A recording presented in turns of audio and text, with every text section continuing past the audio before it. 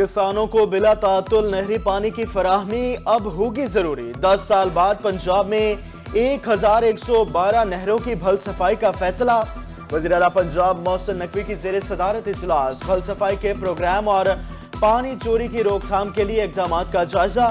بھل صفائی 26 دسمبر سے 20 جنوری تک جاری رہے گی۔ تمام ڈویژنل کمشنرز کو مانیٹرنگ کا ٹاسک دے دیا گیا۔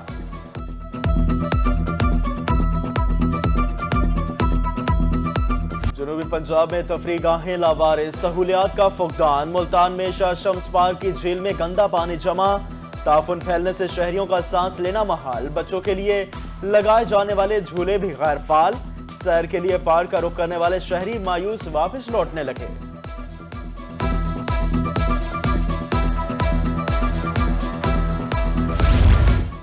بہاولپور کے پارک انتظامیہ کی نظر کرم کے منتظر۔ ٹھیکیداروں نے کرسیاں لگا کر ڈیرے جما لیے۔ چلڈرن پارک رینٹ پر، Shahdara park, Farid gate park کی بھی نیلامی۔ شہریوں کو مشکلات کا سامنا۔ انتظامیہ کے مطابق کنٹینر کی نیلامی کی گئی ہے۔ میونسپل کمیٹی رحمیار خان کی مبینہ نااہلی۔ ٹاؤن ہال پارک کی خوبصورتی ماند پڑ گئی۔ فوارے بند، حفاظتی دیوار اور بینچ ٹوٹ پھوٹ کا شکار۔ گندگی کے انبار۔ ابتر صورتحال انتظامیہ کی کارکردگی پر سوالیہ نشان۔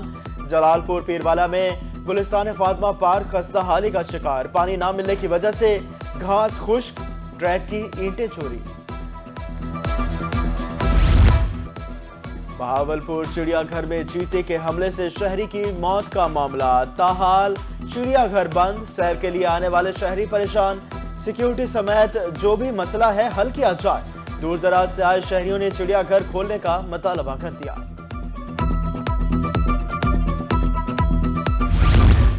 ملتان انتظامیہ کی مبینہ غفلت، شہریوں کو مشکلات کا سامنا۔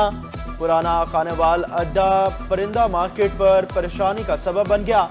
ٹریفک روانی متاثر، راہگیروں کا گزرنا محال۔ علاقہ مکینوں نے پرندہ مارکیٹ کھلی جگہ پر منتقل کرنے کا مطالبہ کر دیا۔ میاں چنو میں روڈ پر پارکنگ مافیا کا راج۔ جی ٹی روڈ پر ٹرانسپورٹرز نے گاڑیاں کھڑی کر دی۔ ٹریفک جام معمول۔ ایمبولینس اور ریسکیو کی گاڑیاں پھنس جاتی ہیں۔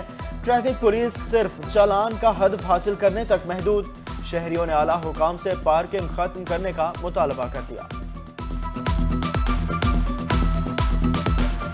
سردیاں آتے ہی رنگپور کے لنڈا بازار کی رونقیں بحال۔ شہری گرم ملبوسات، جوتوں کی خریداری میں مصروف۔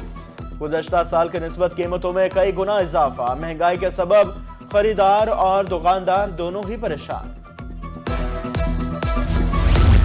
احمد پور شرقیہ میں تاجروں کے سوتے ہی چور جاگ اٹھے۔ ایک رات میں 4 دکانوں کا صفایا۔ چھتیں کاٹ کر لاکھوں مالیت کا سامان لے اڑے۔ آئے روز چوری کی اور ڈکیتی کی وارداتوں سے شہریوں میں تشویش کی لہر۔ شہر اور مضافات میں گشت کو بڑھانے کا مطالبہ۔ ڈی پی او خانوال رانا عمر فاروق چھٹی کے روز تھانہ جہانیہ کا دورہ۔ خدمت سینٹر کا وزٹ۔ تھانے میں جاری ترقیاتی کاموں کا جائزہ لیا۔ ڈی ایس پی جہانیہ اور ایس ایچ او کو خصوصی ہدایات جاری کی۔ کہا آئی جی پنجاب کی ہدایت پر تھانوں کی حالت بہتر بنائی جا رہی ہے۔ جامپور میں کھاد کی عدم فراہمی کی شکایت پر ڈپٹی کمشنر راجن پور متحرک۔ دکانداروں کی اجارہ داری، بلیک مارکیٹنگ ختم کرنے کے لیے شکایت سیل قائم کر دیا۔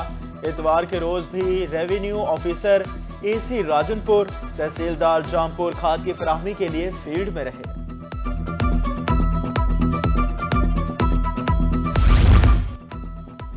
حاصل پور سبزی و فروٹ منڈی میں سہولیات کا فقدان۔ جگہ کم ہونے کی وجہ سے مسائل پیدا ہو رہے ہیں۔ سابق صدر چودھری محمد علی زیب کی پریس کانفرنس 15 دسمبر کو نیو سبزی منڈی میں منتقل ہونے کا اعلان۔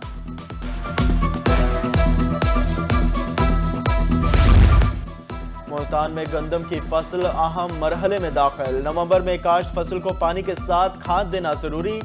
فصلوں سے جڑی بوٹیوں کا تدارک لازمی کیا جائے، زرعی ماہرین کی ہدایت۔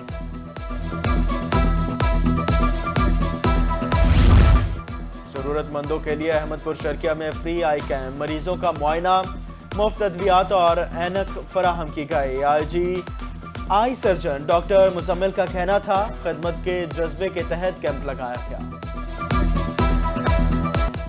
مستقبل میں امور خانہ داری کی تیاری، ملتان میں BS کے طالبات کا 20 روز کے لیے ہوم اکنامکس کالج میں قیام، طالبات نے اپنا گھر خود سجایا، فن پارے بھی بنائے، طالبات کا کہنا تھا پروجیکٹ سے کافی کچھ سیکھنے کو مل رہا ہے۔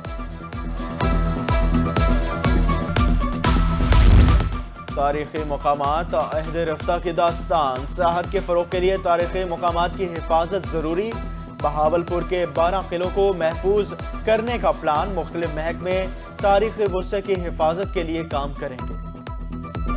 ملتان آرٹس کونسل میں 4 روزہ خطاطی نمائش، ہاتھوں سے تیار فن پارے نمائش کے لیے پیش، صدر arts council board of management Amir Naseem Sheikh نے نمائش کا افتتاح کیا۔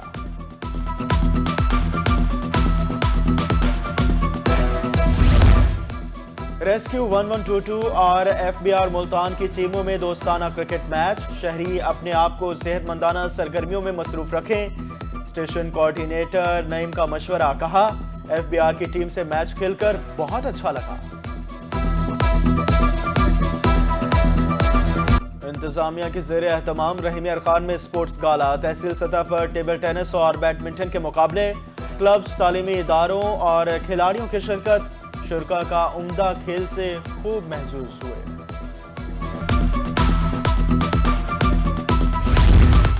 اور سرگودا میں پرل ریزیڈنشیا کے تعاون سے لگائے گئے لوک میلے کا چوتھا روز، سرگودا جیل کے قیدیوں کی بنائے گئے مصنوعات کے سٹالز بھی لگائے گئے، جہاں کپڑوں کے ڈیزائن، قالین، ہینڈی کرافٹ سمیت مختلف قسم کی بنائی گئی اشیاء موجود، اشیاء کو فروخت کرنے کے لیے رقم قیدیوں کو دی جائے گی۔